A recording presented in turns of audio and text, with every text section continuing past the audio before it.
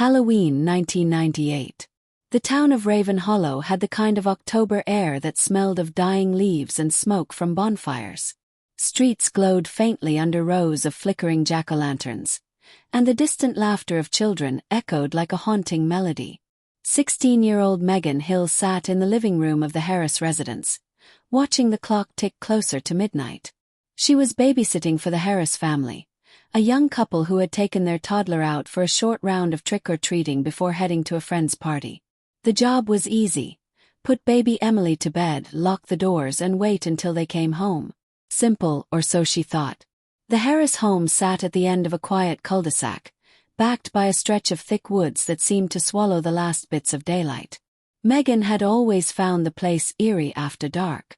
The back porch light flickered constantly, and the tall trees swayed as if whispering secrets she wasn't meant to hear. She sat curled up on the couch, a blanket draped over her lap, flipping channels. The steady ticking of the wall clock was the only sound beside the low hum of the refrigerator. 3 slow knocks. Measured. Hello. She froze. The knocks came again, louder this time. Knock, knock. She glanced at the window. No car headlights, no shadows. The porch light sputtered weakly, barely illuminating the front steps. Probably trick-or-treaters, she told herself. She grabbed the candy bowl and opened the door. Boy stood there, maybe 8 years old. He wore a clown costume, faded and torn at the edges. His face was covered by a cracked porcelain mask, white, with red-painted lips curved into a crooked smile.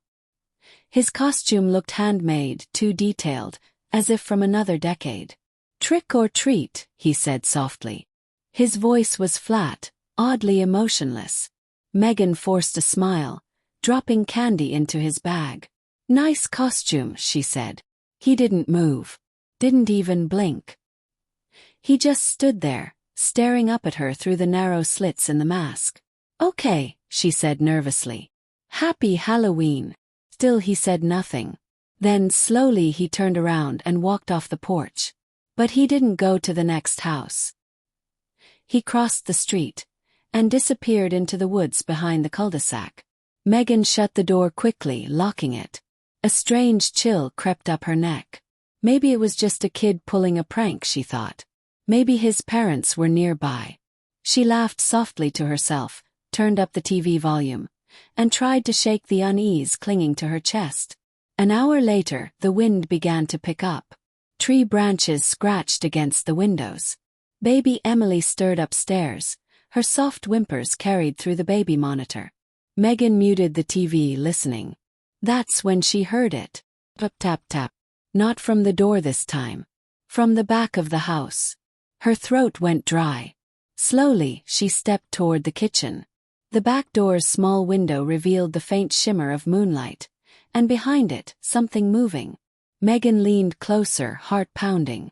A figure stood at the edge of the yard, just beyond the glow of the porch light. The same clown costume. The same porcelain mask gleaming pale against the night. "No way," she whispered. The boy just stood there, unmoving, watching. Then, as if sensing her gaze, he tilted his head, slowly, deliberately, to one side. The motion was unnatural, like a puppet pulled by invisible strings. Megan backed away, hand trembling as she reached for the phone. She dialed the Harris family's number, but the line was dead. Static hissed faintly in her ear. Then, through that static came a whisper. "You opened the door." She dropped the phone. The baby monitor crackled from upstairs. Emily had started crying. Megan ran up the steps 2 at a time, chest tight. Emily was sitting up in her crib, tiny fists rubbing her eyes. "It's okay, sweetheart," Megan soothed, lifting her gently. "Just a bad dream." But then Emily looked past her, toward the open closet door. Megan turned. In the darkness of the closet, she saw 2 small footprints pressed into the carpet. Muddy, fresh. Her breath hitched. She slammed the door shut and locked it. Every instinct screamed to get out of the house, but she couldn't leave the baby. She carried Emily downstairs, grabbed the phone again, and dialed 911. Still dead. No signal. Outside, the wind howled. The power flickered. Then the back door creaked open. She turned just in time to see it swing slowly inward, revealing the backyard swallowed in blackness. "Hello," she called, her voice trembling. "Who's there?" No answer. Only the faint sound of footsteps on the wooden deck, soft, measured and getting closer. She stepped back into the living room, clutching the baby close. The TV suddenly flickered on, bathing the room in a bluish glow. Static filled the screen. And through that static came a low, distorted whisper. "You shouldn't have opened the door." Megan froze. The baby began to cry again, wailing in terror. The lights went out. For a moment there was nothing, only the TV's pale flicker casting ghostly light across the walls. Then, in the reflection of the screen, Megan saw something behind her. Figure. The boy in the mask. His head tilted again, that cracked porcelain grin gleaming under the blue light. In his hand he held something, a small wooden toy clown, its painted eyes gouged out. Megan screamed and turned, but the boy was gone. The back door slammed shut, rattling the windows. Emily's cries turned into hiccuping sobs. Megan ran to the front door, twisting the handle, locked. The deadbolt jammed tight. She pulled harder, her breath coming in short bursts. Then from behind her a whisper, so close she felt it against her ear. "Trick or treat." The baby monitor exploded with static. The TV screen flashed images, the Harris family smiling on their porch earlier that evening, except now the photo was moving. Their faces were blurred, shifting as if melting away. The boy's masked face appeared between them, right in the center. The screen went black. And then silence. When the Harris family returned home around 1 a.m., the house was dark. The porch light had burned out completely. They found the front door unlocked, swinging slightly in the cold breeze. Inside, the candy bowl lay overturned, its contents scattered across the floor. The baby was asleep in her crib, unharmed. But Megan was nowhere to be found. The police searched the house and surrounding woods for days. They found no trace of her, except for tiny muddy footprints near the back door, leading into the forest, each print smaller than a child's shoe, and spaced too far apart, as if whatever made them was floating. The story made local news briefly, then faded away. People in Raven Hollow moved on. Halloween came and went every year, the memory of that night buried under the noise of celebration. But some say if you stand on that cul-de-sac late at night, you'll still see him. A small boy in a cracked porcelain mask, standing at the tree line, watching, waiting for someone to open the door again. And sometimes, if you listen closely, you'll hear a faint child's voice carried on the wind, whispering, "Trick or treat."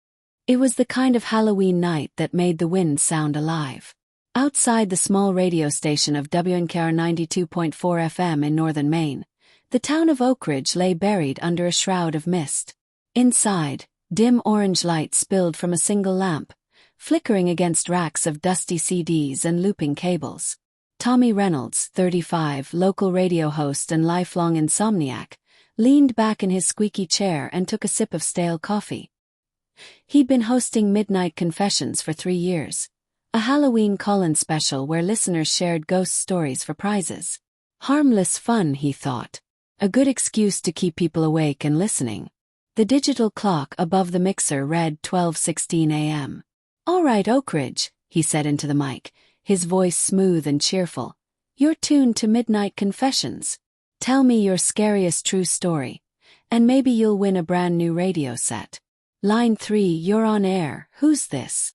Static crackled. Then a woman's trembling whisper.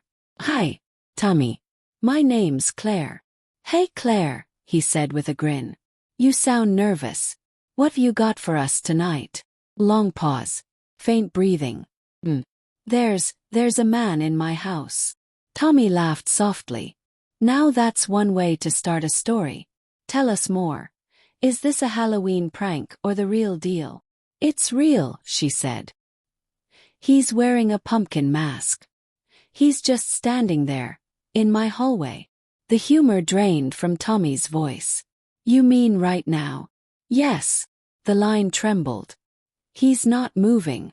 I already called the police, but they said it might take 15 minutes. Tommy gestured for his producer, Mark, behind the glass, who mouthed, "Keep her talking." "All right, Claire, stay calm. Are you safe? Can you lock yourself somewhere?" "I'm in my bedroom," she whispered. "The door's locked. But I can hear him breathing. It's like he's waiting." The studio was so silent Tommy could hear his own heartbeat through the headphones. Then came a sound through the receiver, a dull thump, followed by slow, dragging footsteps. "Claire, are you still there?" "Yes." A whimper. "He's closer now." Mark turned pale behind the glass. He scribbled a note and pressed it to the window. "Trace the call?" Tommy nodded.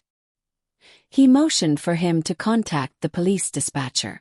On air, he forced his voice to stay calm. "Claire, listen carefully. Don't make any noise. The officers are on their way, okay? Can you tell me what he looks like?" More footsteps. Closer. Then silence. Finally, she whispered. "He's holding something. I think it's a knife." The words hit Tommy like ice. He mouthed "knife" to Mark, who immediately dialed. Static flared, swallowing her next words. Beneath the noise, another voice bled through. Low, rasping male. "Why are you telling them?" Then a scream. High-pitched, raw, real. The line went dead. For a full minute, Tommy just sat there, staring at the blinking phone light.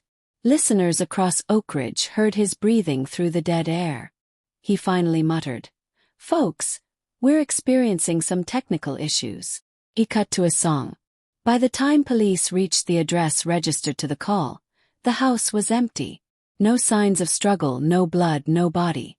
Only a pumpkin mask resting neatly on the couch, its carved grin dried with something dark around the mouth. Tommy filed the report, then stayed in the studio until dawn, chain-smoking and replaying the tape over and over.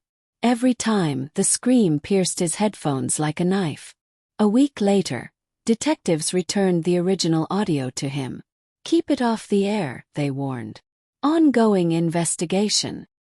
He agreed, but curiosity gnawed at him. Late one night, alone again in the booth, he slid the tape into the deck and pressed play. Static. Breathing. Her frightened voice. Then the rasping man. He listened closely, adjusting the volume. When the scream came, another sound followed it. Something he hadn't noticed before. Child laughing. Tommy yanked the headphones off. The laugh still echoed faintly, as if inside the room. He checked the hallway. "Me." From the corner of the studio came a faint thump. Thump. Thump, like someone tapping on the glass window between booths. He turned. Handprints were forming on the inside of the soundproof window. Small, wet, and orange-stained, as though dipped in pumpkin pulp. He stumbled back, tripping over the cord. When he looked again, the prints were gone. A year passed. Halloween 2008. The station's new management decided to re-air the infamous call as a publicity stunt. Tommy had quit months earlier, unable to sleep without the hiss of static in his ears. At 11:59 p.m., his replacement, DJ Ryan Cole, cued the tape. "Here's a piece of Oak Ridge history," he said, laughing into the mic. The playback began. Listeners across the county tuned in. Halfway through, as Claire whispered about the man in the hallway, a new voice cut in, one that hadn't existed on the original. "He's behind you, Tommy." The broadcast stopped abruptly. The studio feed went dark. When technicians entered the booth, they found the tape still spinning. Ryan Cole was gone. The chair lay overturned, and on the soundboard, someone had drawn a crooked smile in orange residue. Police reviewed surveillance footage. The feed glitched the moment the voice spoke, replaced for 3 seconds by the faint outline of a pumpkin-masked figure standing behind the DJ. 10 years later, Tommy lived alone in a run-down trailer outside town. The radio world had moved on, but every Halloween he unplugged every device, terrified of hearing that voice again. That year, a package arrived at his door. No return address. Just his name written in black marker. Inside was a small portable radio and a note. One more confession. The radio clicked on by itself. Static hissed. Then a voice, his own. "All right, Oak Ridge," it said cheerfully. "You're tuned to Midnight Confessions. Line 3, you're on air. Who's this?" The reply came, faint but clear. "Hi, Tommy. My name's Claire." He dropped the radio. The lights in his trailer began to flicker. The static rose into a roar. Through the noise, multiple voices whispered, overlapping. A woman sobbing, a child giggling, a man breathing hard. Then, beneath it all, the same rasping tone that had haunted him for a decade. "We're still on air." The following morning, neighbors reported smoke seeping from Tommy's trailer. Firefighters found him collapsed near the desk, clutching the melted remains of the radio. The word "listen" was burned into the wood floor beneath him. The local station went off air that night, its transmitters fried by a surge that technicians couldn't explain. Yet every Halloween around 12:17 a.m., radios in Oak Ridge pick up a faint signal on 92.4 FM. A woman whispers, "There's a man in my house." Then static. Then a laugh.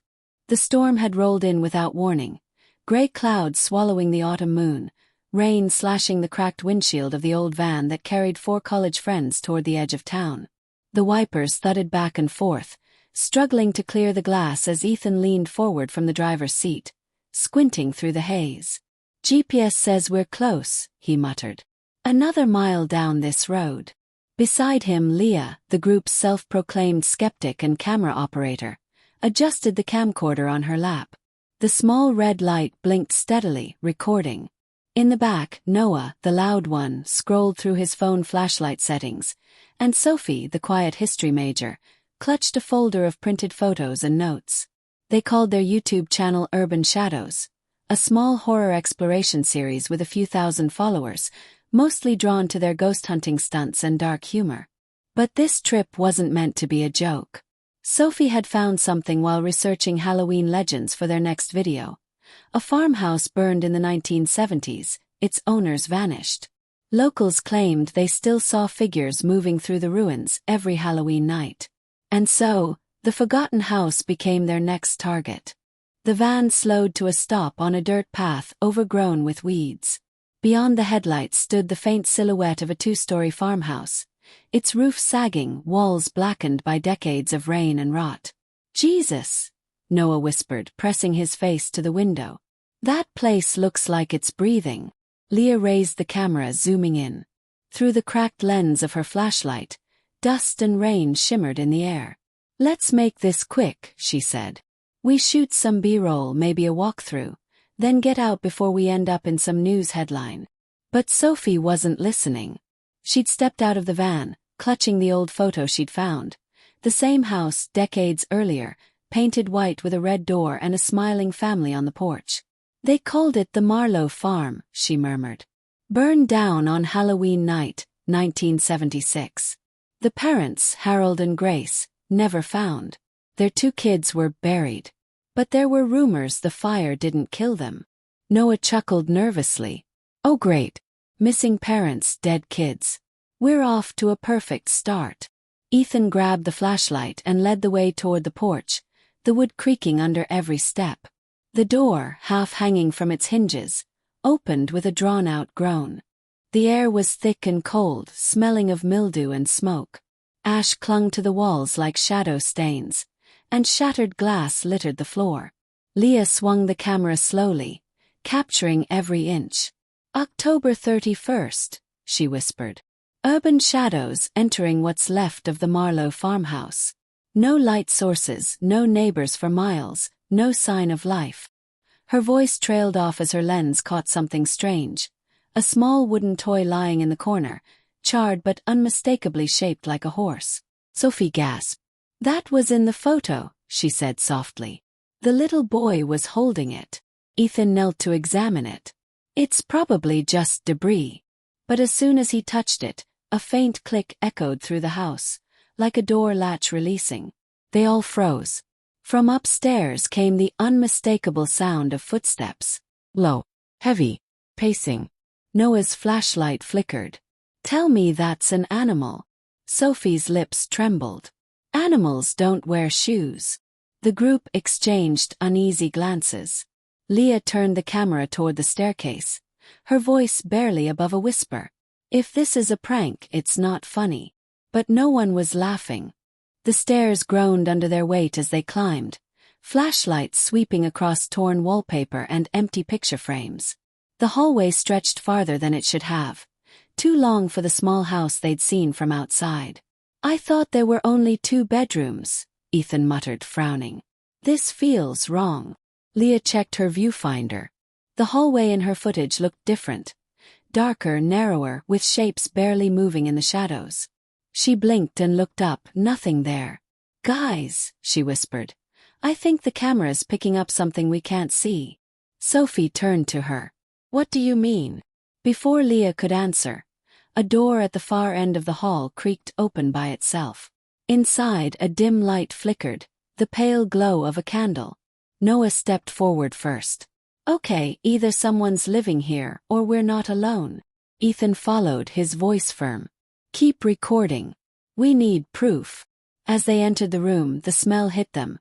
Burnt wood, old wax, and something else. Sweet, rotten. On the wall, above the small candle, were drawings. Dozens of them, made with ash and what looked like rust. Children's drawings. Stick figures holding hands. A house with flames around it. A man and woman with hollow faces. And beneath them, scrawled in uneven letters. We never left. Leah's hands shook as she panned the camera. This isn't art, she whispered. It's a message. Sophie stepped closer, eyes wide. The locals said the family practiced something. Rituals to protect the harvest. Maybe. Maybe what? Ethan snapped. Maybe they called something they couldn't control. A gust of wind slammed the door shut behind them. The candle flickered violently, then steadied. Noah turned, panic creeping into his voice. Open it, Ethan, open the door. Ethan pulled hard. It wouldn't budge. Then whispering. First faint, then clearer. Voices of children, overlapping, chanting softly from behind the walls. Trick or treat, trick or treat. The group froze, horror etched on every face. The chanting grew louder, echoing through the floorboards, the ceiling, until it filled every inch of the room. Leah screamed as the camera caught shadows moving behind them, too fast to be reflections. Small shapes darting across the walls, giggling, whispering. The candle went out. Darkness swallowed them whole.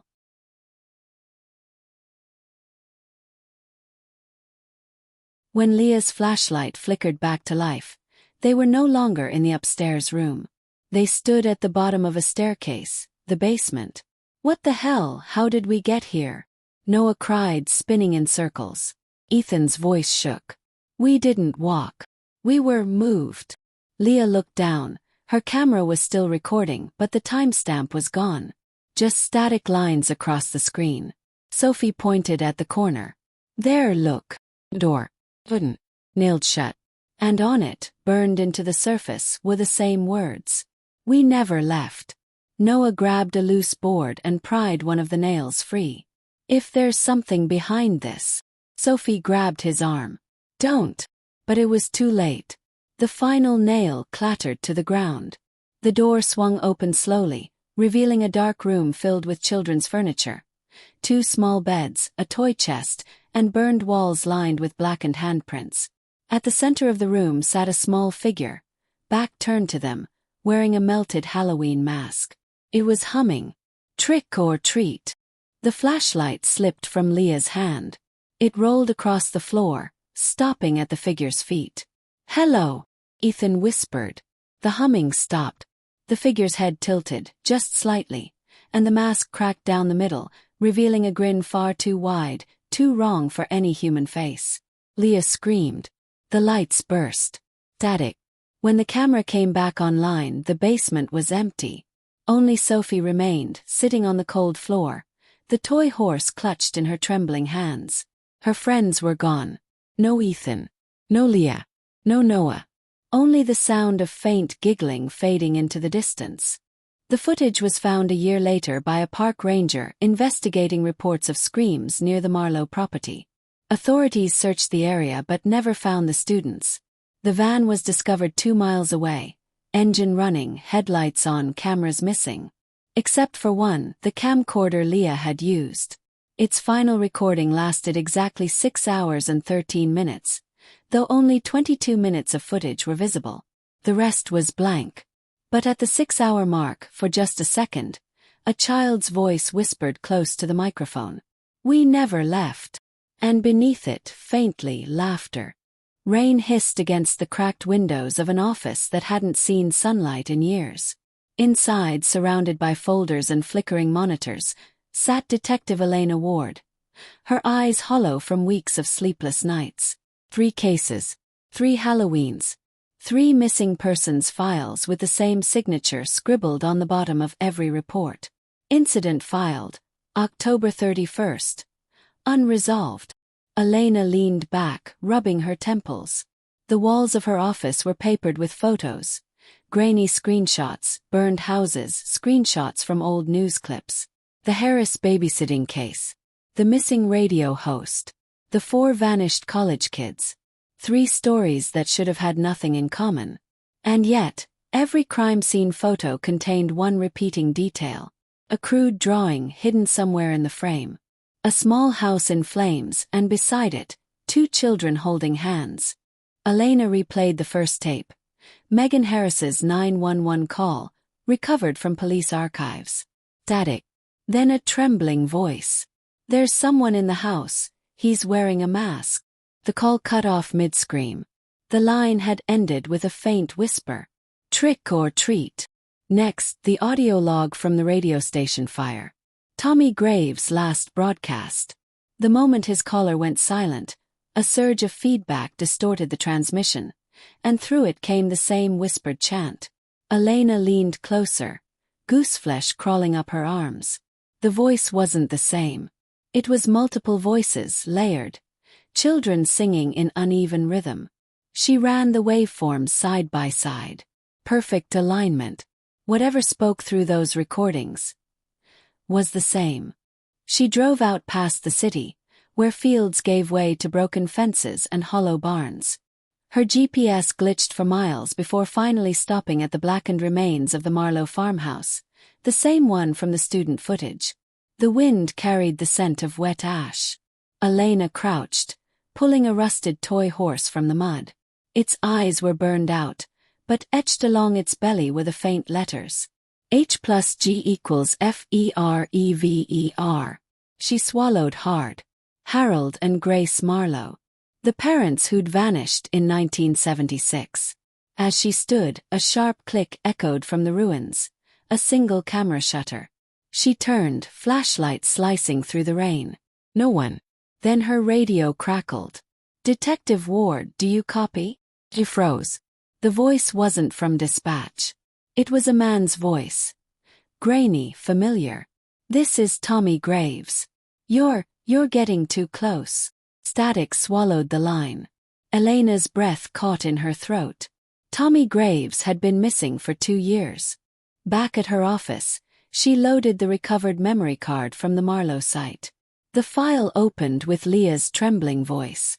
"We never left." In darkness, Elena slowed the footage frame by frame. In the reflection of a cracked mirror, she saw 5 shapes, not 4. 4 students.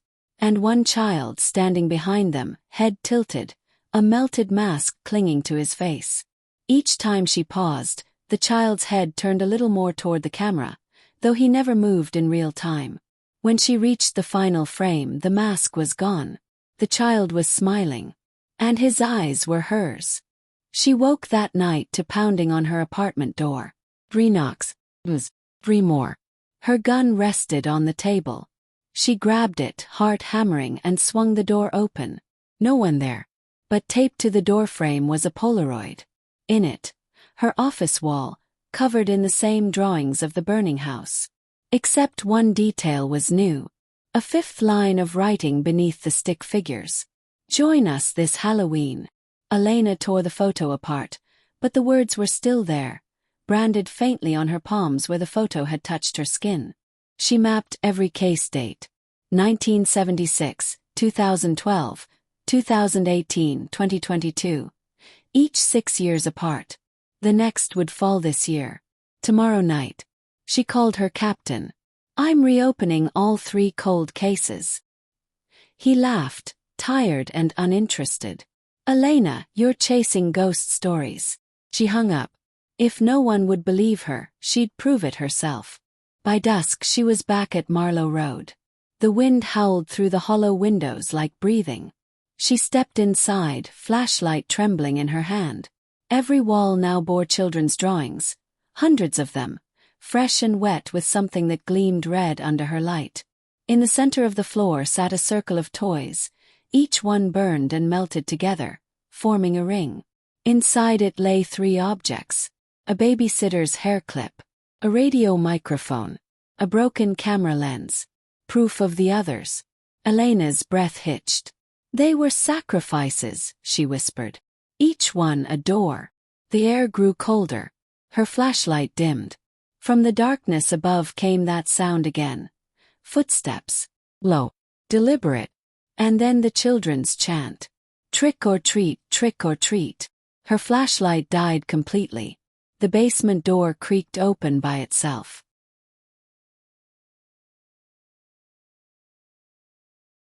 She descended slowly, counting every step. The air grew thick with smoke and the scent of melted plastic. At the bottom stood a single candle. And beside it, the boy in the mask. He turned toward her, voice small and calm. We waited for you. Elena raised her gun. Where are they? The others. He tilted his head. They're still telling the story. Behind him the shadows shifted, forming outlines of the lost souls she'd studied. Megan, Tommy, Leah, Ethan, Sophie, all standing motionless, eyes empty. Each whispered in perfect unison. We never left. The boy stepped closer, peeling away his cracked mask. Beneath it was her own face, eyes black as ash. Now you're part of it. The next morning, police found her car on the roadside, engine running, headlights on. Inside the trunk, her recorder still active. The final minute of the tape captured faint whispers, children laughing, and Elena's voice. But warped, distant like a radio broadcast through static. This is Detective Ward. If you're hearing this, do not listen on Halloween night. Don't answer the voices. The message repeated twice. Then silence. But when investigators played it back later at the precinct, the end had changed. A new voice, soft, childlike, spoke over the static. Next one comes in 6 years. The recording ended with laughter that seemed to echo from inside the room itself. Dawn broke gray over the town of Hollow Creek. The air was still, heavy, as if the world were waiting for something to exhale. Inside a small local museum, a janitor unlocked the back office for the first time in months. He didn't notice that one light flickered, or that the exhibits of old photographs had been rearranged overnight. On the wall hung a new display labeled, The Marlow Tragedy. 3 framed photographs rested beneath the glass.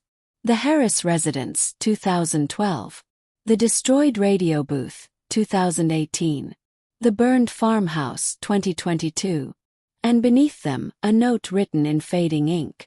They speak every 6 years. The janitor frowned and reached for the paper. Behind him, a faint voice whispered, Trick or treat. He turned. No one there. Only the sound of a radio somewhere deep in the building, hissing through static.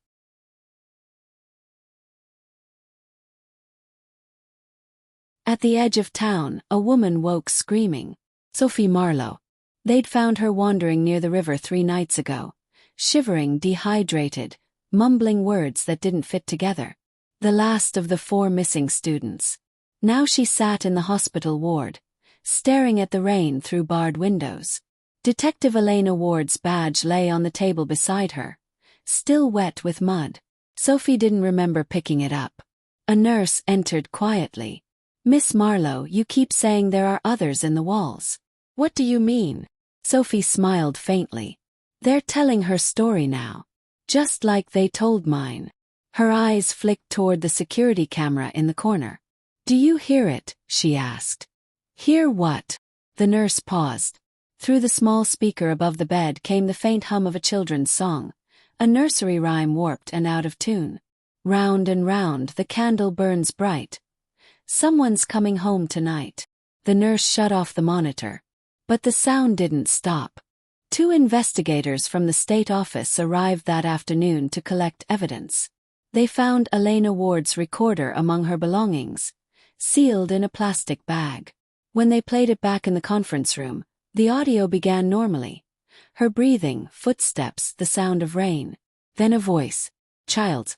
"Hello, detective." Chorus followed. "We never left." Sudden screams. Static. Then silence. The older investigator leaned back, shaking his head. Audio's corrupted. Probably wind interference. But his partner pointed at the timestamp. The recording ended at 6 a.m. October 31st, 2028. 6 years ahead. That night, every radio in Hollow Creek crackled to life. No frequency number, no signal origin. Just a familiar voice that had been missing since 2018. Good evening, listeners. This is Tommy Graves. It's Halloween again, and tonight we have something special for you. 3 true encounters that should never be forgotten. Households across the valley reported hearing it. Some radios had no power. Some weren't even plugged in. Those who listened said they heard children laughing behind the words, and a woman whispering for help between sentences. By midnight, the broadcast ended with a sharp click. And every light in town flickered once, as though the power grid had blinked. Sophie felt the shift before anyone else. The air thickened. The walls of her hospital room pulsed softly, breathing. She rose from the bed and walked barefoot into the corridor. The halls were empty, lights dim.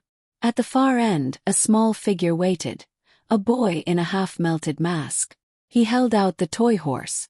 "You dropped this." Sophie took it slowly. "Why me?" she whispered. He smiled. "Because you believed." Behind him, shapes gathered. Megan, Tommy, Leah, Ethan, Elena, all standing in silence, eyes black with smoke. The boy tilted his head. Stories don't end. They just change voices. Then he stepped backward into the darkness. The others followed. Sophie tried to scream, but no sound came. Her mouth opened, and from it poured static. Halloween morning. The town awoke to find every window fogged from the inside, marked with small handprints. Phones glitched, clocks reset, and at exactly 6:13 a.m., a notification appeared on thousands of screens across the country. A new video on the channel Urban Shadows. Title: 3 True Halloween Encounters That Should Never Be Forgotten. The thumbnail showed 4 smiling students and a woman behind them, Detective Ward, standing before a house engulfed in flames. The video length: 6 minutes 13 seconds. Viewers who clicked reported hearing whispers through their headphones, a child's laughter, and at the very end, a voice saying, "Now it's your turn to remember us." The channel disappeared minutes later. Weeks passed. Reporters flooded Hollow Creek, searching for explanations. Cult activity, radiation, mass hysteria. No evidence held. But every 6 years on Halloween night, the town goes silent at midnight. No radios. No internet. Just the wind and faint voices carried through the static. If you listen closely, you can still hear them. The babysitter, the radio host, the students, the detective, all telling their stories again. Because the one thing more powerful than death is memory. And some memories refuse to die.